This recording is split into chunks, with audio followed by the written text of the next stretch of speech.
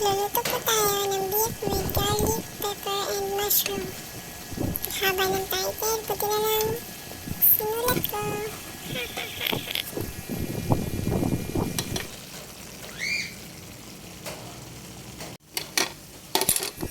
Parito po muna natin yung baka. Sirloin po ito. Para malambot.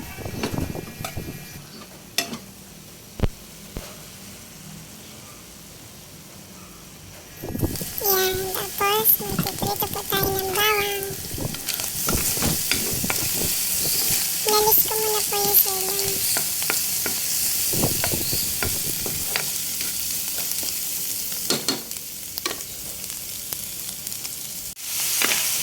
Lagay na po natin yung mushroom.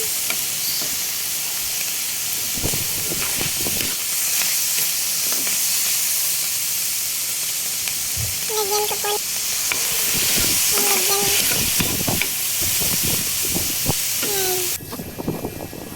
Lagay na po natin ngayon yung sirloin, yung pinarito natin kanina. Bango, sarap!